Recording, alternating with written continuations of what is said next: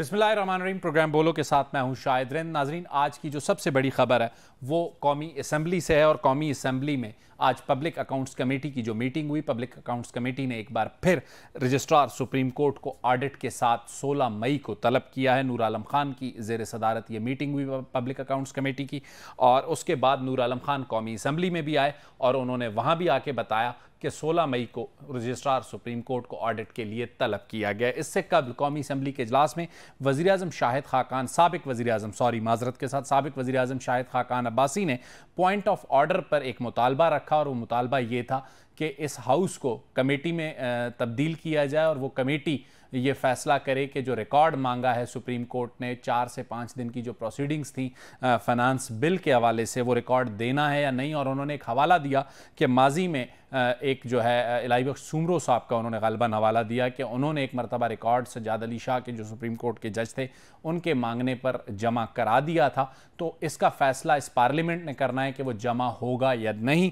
इस मामले की जो फ़ैसला करने की कमेटी थी, एक कमेटी असलम भूतानी की सरबराही में स्पीकर ने गुज़िश्ता रोज़ बनाई थी, साबिक चीफ जस्टिस के जो साहिबजादे की ऑडियो लीक्स हैं उसके हवाले से उसी कमेटी की एडिशनल ज़िम्मेदारी लगा दी गई कि वो इस सारे मामले का फ़ैसला करे कि रिकॉर्ड अदालत को देना है या नहीं। हैरानकुन तौर पर बलूचिस्तान अवामी पार्टी के पार्लिमानी लीडर खालिद मगसी उठे और उन्होंने कहा कि जी बलूचिस्तान पे पहले ही 70 सालों का बड़ा बार है और मज़ीद बार इतना डाल दिया गया कि सेनेट में भी जो करारदाद हालिया दिनों में हुकूमत ने मंजूर की वो नेशनल पार्टी के ताहिर बिज़िंजो ने पेश की जिनका ताल्लुक बलूचिस्तान से है, और कौमी असम्बली में जो करारदाद पेश हुई वो बज़ाते ख़ुद खालिद मगसी साहब ने पेश की। तो अब वो कमेटी के मामले में जो फ़ैसला होना है उसकी सरबराही भी असलम भूतानी के पास है। तो उन्होंने कहा कि इस बार किसी अगर बलोच का ही इंतखाब करना है तो पंजाब से कर लें। आज की ये सारी प्रोसीडिंग्स थी। इलेक्शन कमीशन में भी एक रेफरेंस जो ऑडियो लीक्स का मामला है उस पर साबिक चीफ जस्टिस साकिब निसार और इमरान खान पर आ चुका है।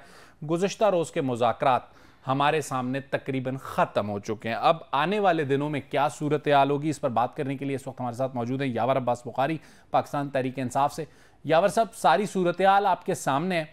हुकूमत हमें नज़र आ रही है पार्लियामान में जो है ना अपने बाजू चढ़ा के खड़ी है, और जो शाराए दस्तूर में कशीदगी है वो कम होती हुई नज़र नहीं आ रही। मुज़ाकरात का स्टेटस अब तकरीबन डेडलॉक और एंड नज़र आता है। What's next for PTI? बिस्मिल्लाहिर्रहमानिर्रहीम, अल्लाहुम्मा सल्ली अला मुहम्मद व आले मुहम्मद वाजिल फरजों। देखिए, मुज़ाकरात की इनकी कभी नीयत ही नहीं थी पीडीएम की।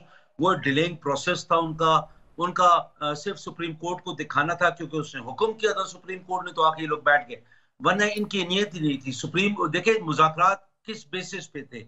एक ही पॉइंट था कि इलेक्शन इकट्ठा करवाना है और कब करवाना है। हमारा मुज़ाकरात में बैठने का मकसद ये था कि ये लोग आइन शिकनी तो कर बैठे हैं, अभी और ज्यादा हुक्म अदूली और आइन शिकनी ना हो, बात रुक जाए और कहीं इलेक्शन की डेट अनाउंस हो जाए। सही। हमने इनके साथ पूरा ताउल किया ये बातें करके, लेकिन ये लोग ना इस काबिल हैं कि इनके साथ बात की जाए, ना ये लोग इस चीज के मुस्तहिक हैं कि इनको इज्जत दी जाए। हमारे लिए जो अगला वो है वो सड़कें हैं, हम हैं, और इंशाल्लाह ताला इस मुल्क की आवाम है। हम लोग आवाम बिल्कुल वाज़ेह तौर पे समझ गई है कि ये एक धोखेबाज टोला है। आपकी इसमें इंटरफेरेंस बहुत आ रही है। अब ठीक है आवाज यावर साहब? आपकी इंटरफेरेंस आ रही है बहुत ज्यादा बीच में। मेरी इंटरफेरेंस? जी जी, जब बात हो रही थी बीच में जी जी जी जी यावर साहब कंटिन्यू करें। तो ये एक धोखेबाज टोला है। ये लोग सिर्फ आए थे इस मुल्क के अंदर अपने 1100-1200-1300 अरब रुपए के कर्जे माफ करवाने, नैब को उनके पर काटने के लिए। ये आए हैं अपने जाती मफाद को सीधा करने के लिए।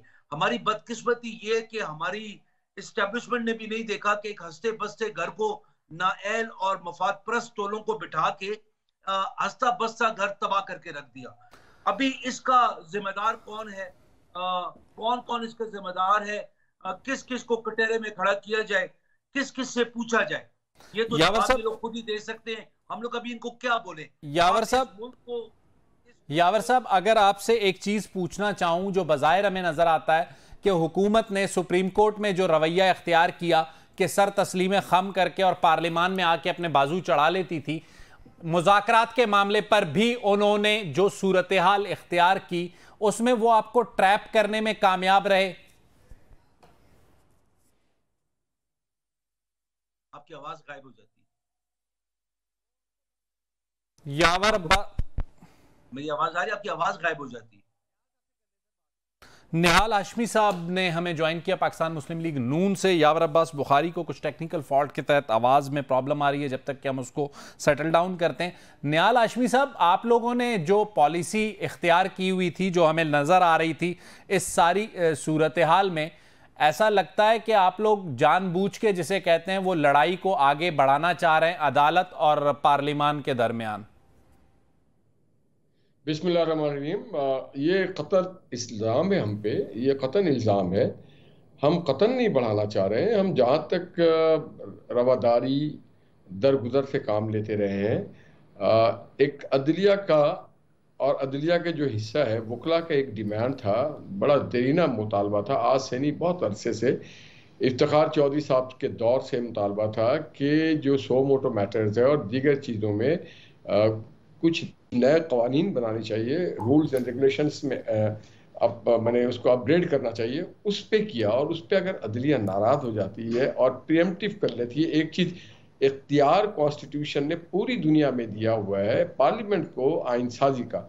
ابھی آئین سازی معروض وجود میں نہیں آتی اور عدلیہ پریمپٹ کر کے اس پہ انٹرم آرڈر پاس کر دیتی ہے، تو یہ جھگڑا یا لڑائی یا ایشو اور ڈسپیوٹ ہم نے تو نہیں کیا، یہ تو اس بینچ نے کیا ہے. ہاشمی صاحب، نہال ہاشمی صاحب، بسط قابل احترام جو بات پارلیمان میں حکومت کرتی ہے وہ ٹون عدالت میں ہمیں نظر نہیں آتی. عدالت میں کہا جاتا ہے کمیٹی نے فیصلہ کیا، پارلیمان نے فیصلہ کیا.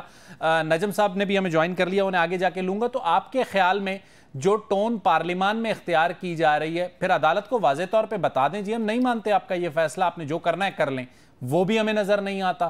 تو ایسی صورتحال میں کیوس کم تو نہیں ہو رہا؟ دیکھیں، یہ کم کرنے کی ذمہ داری ہم سے زیادہ عدلیہ پہ ہے. یہ کھیل شروع ہوا عدلیہ کی جانب سے.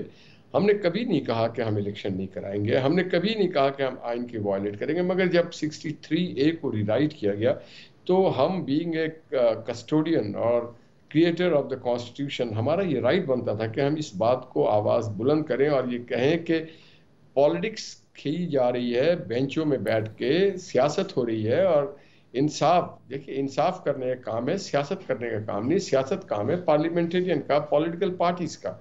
وہاں سے ایشو یہ ہوتا ہے. اور پھر کئی معزز اراکین کے اوپر ان کے نام بھیج دیے گئے جب اس کو سپریم جوڈیشل کونسل کو، اس کے بعد بھی کوئی ٹس سے مس نہیں ہوا. آپ پورے اپنے میڈیا ہاؤسز دیکھ لیں، سوشل میڈیا دیکھ لیں. چلیں ہاشمی صاحب، آپ تو کہہ رہے ہیں کہ عدالت سیاست کر رہی ہے. آپ چونکہ اس سے پہلے بھی عدالت کی نائلی بھگت چکے ہیں، ہمیں توہین عدالت سے ڈر لگتا ہے. نجم ولی خان صاحب نے ہمیں جوائن کیا، سینئر جرنلسٹ ہیں، صحافی ہیں، تجزیہ کرتے ہیں اور گہری نظر رکھتے ہیں ملک کی سیاسی صورتحال پر. نجم صاحب، میرے پاس جو معلومات ہیں، پاکستان مسلم لیگ نون نے ابتدائی دنوں میں جب یہ اسٹینڈ آف شروع ہوا بٹوین گورنمنٹ اینڈ جوڈیشری، یہ ڈیسائیڈ کر لیا تھا کہ اگر ایک اور ڈسکوالیفیکیشن ہونی ہے تو ہو جائے، لڑائی کو آخر تک لے جانا ہے. آپ کے پاس انسائٹ کیا ہے؟ کیا واقعی نون لیگ تیاری کی ہے، بیٹھی ہے کہ لڑائی کو آخر تک لے جانا ہے؟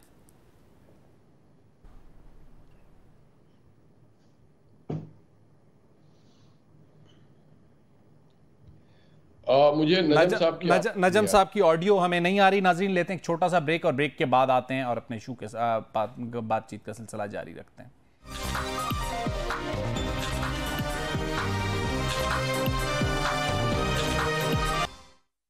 ویلکم بیک ناظرین. بریک کے بعد ایک بار پھر آپ کے سامنے حاضر خدمت ہیں. نجم ولی خان صاحب ہمارے ساتھ موجود ہیں، نہال ہاشمی صاحب ہیں اور یاور عباس بخاری صاحب ہیں.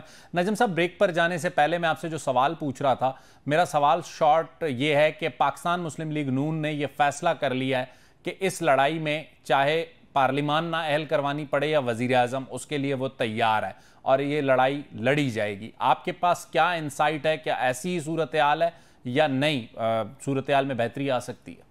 مسلم لیگ نون جو ہے اس دفعہ بالکل کلیئر ہے اور بالکل واضح ہے کہ وہ عدلیہ کا مقابلہ کرے گی. آج بھی آپ پبلک اکاؤنٹس کمیٹی کی کارروائی کو دیکھیں، نور عالم صاحب نے جو کچھ حکم جاری کیا، اس کے اوپر مسلم لیگ نون اور پیپلز پارٹی اور میں باقی جماعتیں جو ان کی JUI ہے وہ بالکل ایک پلیٹ فارم پر نظر آتی ہے، ایک جگہ پر کھڑی ہوئی نظر آتی ہے.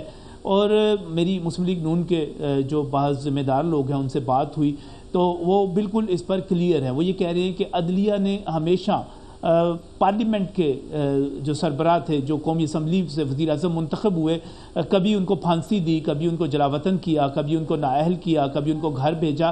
تو اس مرتبہ جو ہے ہم پارلیمنٹ کی آزادی کے لیے اور قومی اسمبلی کی اس بالادستی کے لیے، ہم اس کو mother of the all institution سمجھتے ہیں، تو اس کے لیے ہم لڑیں گے. تو میں نے اس کے پیچھے جانے کی کوشش کی کہ اس کے پیچھے تھیوری کیا ہے، کہ کیا وجہ ہے کہ اس وقت مسلم لیگ نون جو ہے اس طرح کھڑی ہوئی ہے جس طرح پہلے کھڑی نہیں ہوتی تھی، اور اتنا مقابلے میں اس حد تک جا رہی ہے. تو اس کی ایک ہی وجہ سمجھ آتی ہے کہ اس سے پہلے اسٹیبلشمنٹ، چونکہ ہم فوج کو اسٹیبلشمنٹ کہتے ہیں، تو اسٹیبلشمنٹ جو تھی وہ ان وزرائے اعظم کی نااہلی کے پیچھے، جلاوطنی کے پیچھے اور ان تمام فیصلوں کے پیچھے، نااہل کرنے کے پیچھے کھڑی ہوتی تھی. اور اب مسلم لیگ نون کا خیال یہ ہے کہ اس وقت فوج جو ہے وہ غیر جانبدار ہے، اور اگر کوئی ایسا فیصلہ ہوتا ہے جس میں وزیر اعظم کو نااہل کیا جاتا ہے تو فوج جو ہے وہ عدلیہ کو سپورٹ اور طاقت فراہم نہیں کرے گی.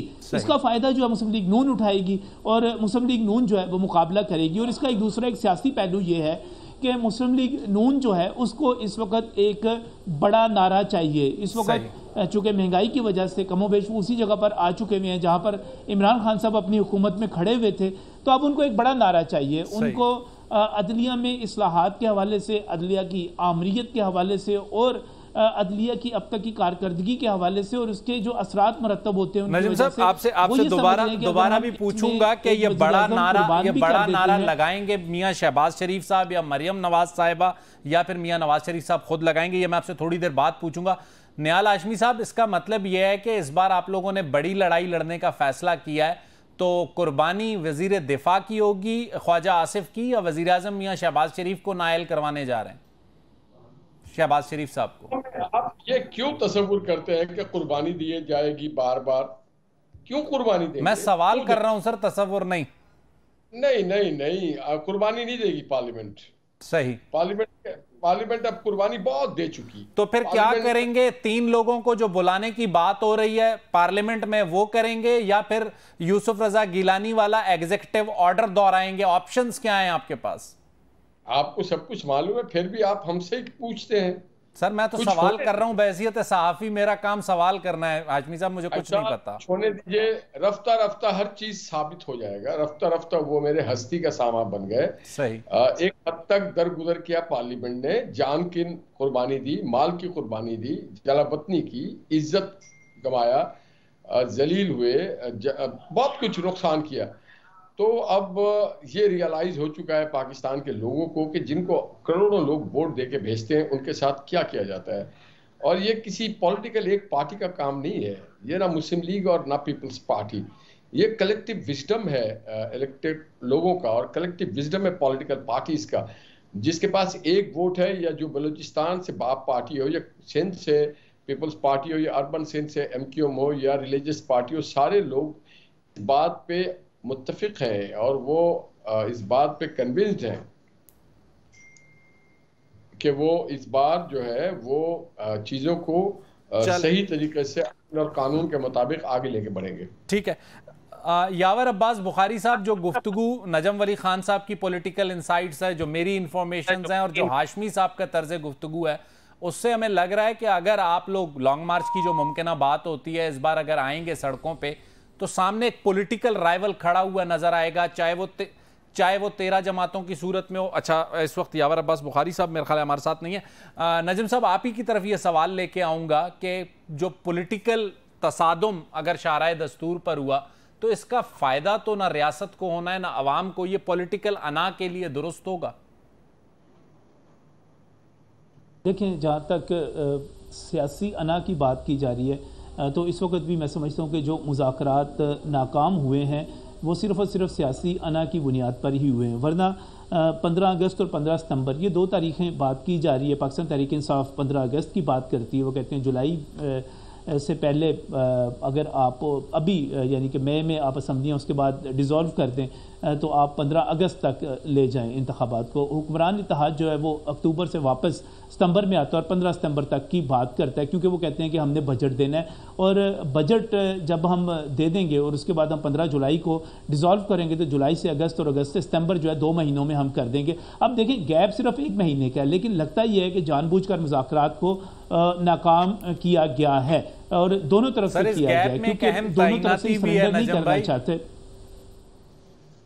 ہاں جی بالکل، وہ اپنی جگہ پر موجود ہے، کیونکہ پاکستان تحریک انصاف اس تعیناتی سے باہر نہیں جانا چاہتی، وہ چاہتی ہے کہ اس تعیناتی کے دوران ہی انتخابات ہوں، اور ان انتخابات کے نتائج میں اگر کوئی مسئلہ سامنے آتا ہے، چونکہ دیکھیں نا آپ اگست سے لے کے ستمبر تک آپ کے پاس وقت موجود ہے، تو ایک ماضی کی روایت ہمارے سامنے، چونکہ میں لاہور سے دیکھ رہا تھا اس کو، تو ہمارے پاس ایسے نتائج تھے جن کے اوپر سپریم کورٹ کی نے بالکل اس کے اوپر سٹے دیا، خواہ سعد رفیق والا حلقہ آپ دیکھیے، اور اس کے بعد اس وقت تک وہ سٹے رہا، اور وہ انتخابات دوبارہ گنتی تک نہیں کروائی گئی سپریم کورٹ کی طرف سے، اور یہ کہا گیا کہ جو نتیجہ آ گیا اس کو مان لیں، اور آخر کار یقینی بنایا گیا کہ وہ سیٹ جو ہے پاکستان تحریک انصاف کو ملے۔ اب یہ پاکستان تحریک انصاف کا خیال یہ ہے کہ ہم سپریم کورٹ کے اتحادی ہیں، سپریم کورٹ ہماری اتحادی ہے، لہٰذا جو رپورٹ جمع کروائی گئی ہے آپ اس کے الفاظ پر ذرا غور کیجئے گا، ان تاریخوں پر غور کیجئے گا، تو پاکستان تحریک انصاف جو ہے 90 دن والی کہانی تو ہوا ہو گئی، 90 دن تو ختم ہو چکے، 90 دن سے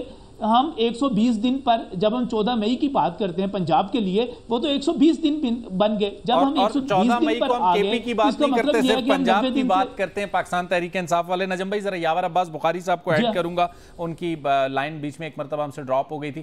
یاور بھائی آپ کے خیال میں جو نہال ہاشمی صاحب نے گفتگو کی، جو معلومات ہماری پاس ہیں، اس کی صورت میں تو ہمیں اس بار ایک پولیٹیکل تصادم نظر آتا ہے، پولیٹیکل تصادم سے بچنے کا راستہ مذاکرات تھے، اس میں اتفاق رائے نہیں ہو پایا، تو 15 ستمبر ایک انا اور ضد کا معاملہ رہ گیا ہے حکومت اور پی ٹی آئی کے درمیان، کہ 15 ستمبر کی تعیناتی ہونے، ایک فریق چاہتا ہے کہ ہونے سے پہلے الیکشن ہو، ایک فریق چاہتا ہے ہونے کے بعد ہو، تو ایک بار پھر ایک چیف کی تعیناتی پر ہی جھگڑا ہے۔ دیکھیں یہ تو کیا سرائیاں ہیں نا کہ پی ٹی آئی کی اتحادی ہے جوڈیشری، اور جوڈیشری کی اتحادی پی ٹی آئی، تو کیا سرائیاں ہیں، یہ ان کا ایک اپنا سوچ ہے، اور وہ سوچ ٹوٹلی غلط ہے نا، میں تو بالکل ایگری نہیں کرتا ہوں، کیونکہ جوڈیشری خدا کے فضل و کرم سے کھڑی ہو چکی ہے اور وہ کر رہی ہے اپنے کام، اس کو کام کرنے دیں۔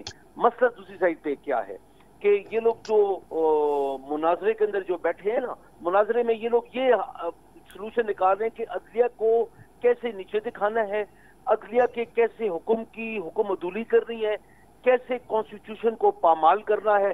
90 دن ہوا ہو گئے، یہ جو کہ یہ بات کرنی کہ 90 دن ہوا ہو گئے، یہ ہمارا آئین ہے کہ ٹیشو پیپر ہے، یہ ٹوائلٹ پیپر ہے، ہم لوگوں نے یہی باتیں کرنی تھی، تجزیہ نگار بن کے اور بڑے بڑے سیاستدان بن کے۔ نہال ہاشمی کو تو پتہ ہی نہیں ہے کہ اندر کی باتیں کیا ہو رہی ہیں، میں وثوق کے ساتھ کہتا ہوں نہال ہاشمی کو کچھ نہیں پتہ ہے، وہ تجزیہ نگار آ کے میرا بھائی بیٹھ گیا ہے لیکن پتہ ککھ نہیں ہے، سر دیکھیں یہ سخت جملہ ہے، پتہ ککھ نہیں ہے۔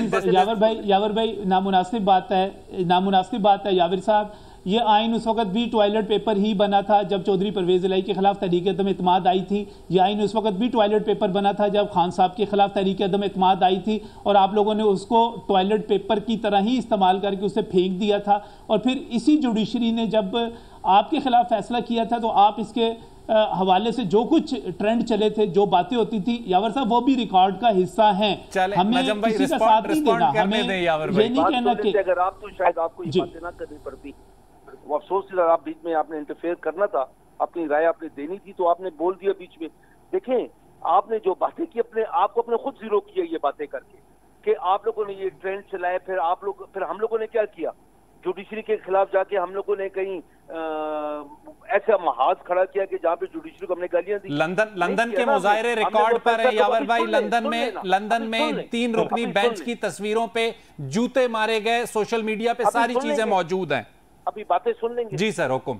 اگر ہمارے کسی بندے نے، ہمارے کسی سوشل میڈیا ایکٹیوسٹ نے یا کسی نادان بندے نے کیا ہے، یا ہماری بڑی لیڈرشپ میں سے کسی نے بولا، بڑی لیڈرشپ میں سے اگر کسی نے بولا تو وہ لوگ پھر ایک بعد حد کے بعد چپ ہو گئے، یہ چپ ہو رہے ہیں۔ مجھے بتائیں ان کے پاس آرٹیکل کانسٹیٹیوشن کے آرٹیکلز نکالیں کہ سپریم کورٹ کی جورسڈکشن کے اندر یہ لوگ کوئی چیز کر نہیں سکتے نیشنل اسمبلی میں، آئین نیشنل اسمبلی نے بنانا ہے، آئین کے اندر امینڈمنٹ کی 2/3 میجورٹی چاہیے، اور سپریم کورٹ کی رولز آف بزنس چینج کرنے کے لیے ان کے پاس حق ہی نہیں ہے۔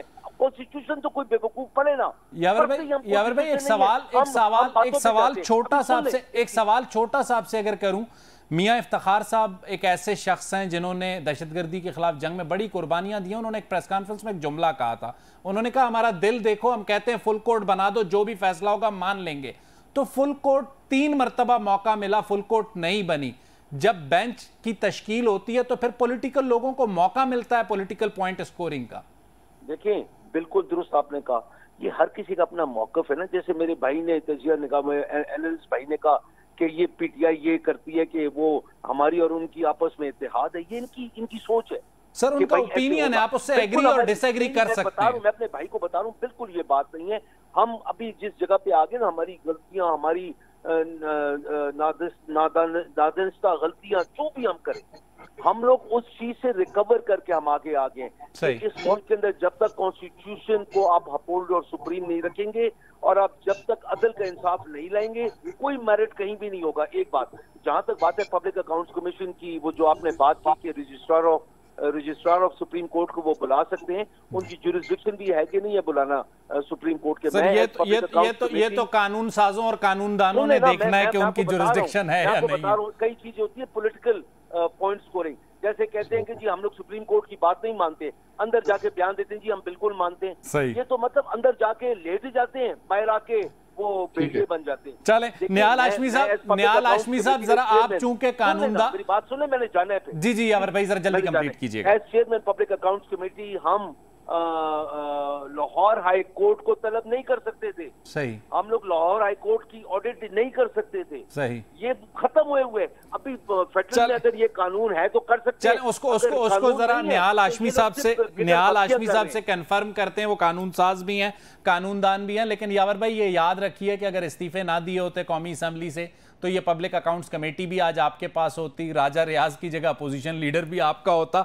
निहाल हाशमी साहब वो तो कह रहे हैं नहीं बुला सकती public accounts committee supreme court के रजिस्ट्रार को, जो ग्रेड 21 या 22 का हुकूमत का ऑफिसर है फेडरल गवर्नमेंट का, वो उसे नहीं बुला सकती। आप लोग जो कर सकते हैं कर लें। देखें, जो पब्लिक अकाउंट्स कमेटी है या कोई भी जो कमेटी होती है कौमी असम्बली की या प्रोविंशियल असम्बली की, वो दरअसल नुमाइंदा होती है पार्लियामेंट की। सही। वो चंद लोग नहीं होते हैं, वो पूरे पार्लियामेंट जो है वो अपना पावर्स और राइट्स उसको दे चुके होते हैं। तो ये पब्लिक अकाउंट्स कमेटी नहीं बुला रही है, ये पार्लियामेंट बुला रही है। सही। और पार्लियामेंट बुला सकती है, और पार्लियामेंट इस बात की मजाज है क्योंकि जो है ना कॉन्स्टिट्यूशन, उसको अपहोल्ड करना। और निहाल हाशमी साहब, जहां तक मुझे याद पड़ता है फारूक लगारी साहब प्रेसिडेंट थे, उन्हें एक प्रिविलेज कमेटी की सब कमेटी ने तलब किया था और उन्होंने एक रिक्वेस्ट की थी कि उन्हें तलब करने के बजाय उनका बयान ले लिया जाए, और वो उस वक्त सदर पाकिस्तान थे।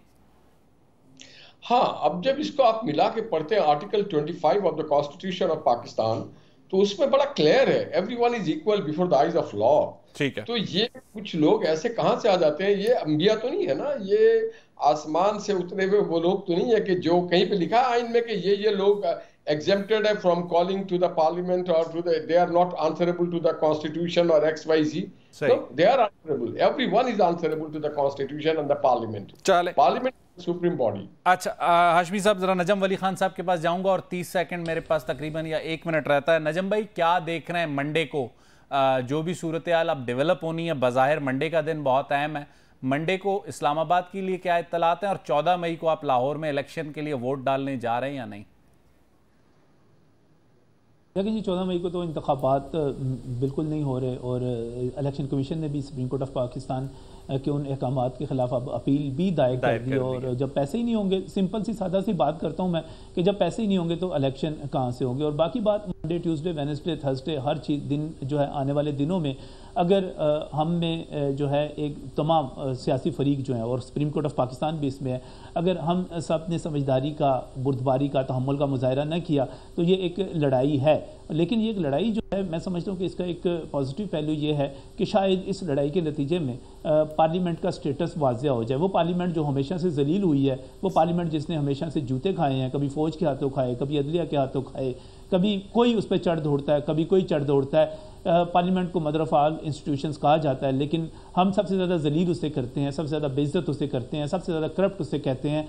और ऐसा जो है बहुत सारे सिर्फ तासुर बनाने के लिए, सिर्फ अपने फायदे उठाने के लिए पार्लियामेंट उतनी बुरी नहीं है। नजम साहब आपका, निहाल हाशमी साहब आपका, यावर अब्बास बुखारी साहब आपका, तीनों मेहमानों का बहुत बहुत शुक्रिया। नाज़रीन, पॉलिटिकल जो गुफ्तगू कर रहे थे, नजम साहब ने जो बातचीत की कि पार्लियामान इतनी बुरी नहीं है, हमने इसे बना दिया, और एक पंचिंग बैग के तौर पे इवन हम जर्नलिस्ट और सारे जो جو دانشور یا تجزیہ نگار ہوتے ہیں وہ بھی بڑا چڑھ دوڑتے ہیں، لیکن باقی جب معاملاتوں پہ بات ہوتی ہے تو ہم اس طرح بات نہیں کرتے۔ لیکن اس سے ایک بڑی خبر، پاکستان کا جو معاشی بحران ہے، آئی ایم ایف پاکستان سے مزید ڈو مور کا مطالبہ کر رہا ہے اور ایسے خدشات ہیں کہ I M F programme complete نہیں ہو پائے گا۔ بریک کے بعد آئیں گے، ہمارے نمائندے کی جو سٹوری ہے اس پر آپ کو اپڈیٹ کریں گے۔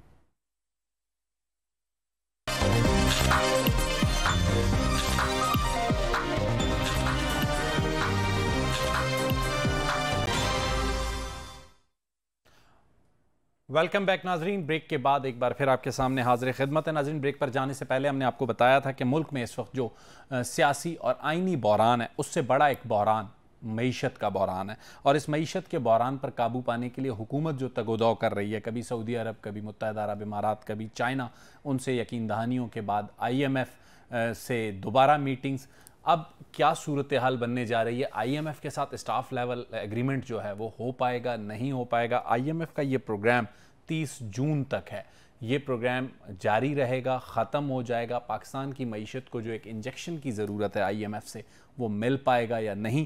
اس ساری صورتحال میں آنے والے دنوں میں سٹاف لیول جو میٹنگ آئی ایم ایف کی وہ بہت اہمیت کی حامل ہے، اور اس پر وزارت خزانہ کیا دیکھ رہی ہے؟ اسحاق ڈار صاحب کی آنیاں جانیاں لگی ہوئی ہیں امریکن ایمبیسڈر کے پاس، لیکن ابھی تک کوئی حوصلہ افزا خبر آئی ایم ایف کی طرف سے ہمیں نہیں ملتی۔ اس پر پیش رفت کیا ہو رہی ہے؟ ہمارے ساتھ موجود ہیں ہمارے اسلام آباد کے نمائندے جو اکانومی کو رپورٹ کرتے ہیں، ریاض تھیم صاحب۔ ریاض صاحب، آپ کی جو سٹوری ہے اس سے معاملہ امید افزا نہیں لگ رہا، اپڈیٹ کریں گے؟ What is insight? دیکھیں جی، آئی ایم ایف کے پروگرام پر جو دھندلے سائے نظر آ رہے ہیں، اس حوالے سے ہماری معیشت کو جو چیلنج درپیش ہیں اس میں سیاسی صورتحال کا بھی بڑا عمل دخل ہے۔ آئی ایم ایف نے پاکستان کو لٹکایا ہوا ہے، ہمیں پورے سال کے بجٹ کے لیے 30 سے 35 ارب ڈالر ہوتے ہیں، درکار ہوتے ہیں، لیکن پاکستان اس وقت اس پروگرام میں پھنسا ہوا ہے، اور گورنمنٹ کے ساتھ آئی ایم ایف کے جو مشن ہے وہ 31 جنوری کو پاکستان آیا تھا اور 9 فروری تک ان کے مذاکرات ہوئے تھے۔ 3 ماہ گزر گئے ہیں اور ابھی تک اس پروگرام کو فائنل نہیں کیا جا سکا۔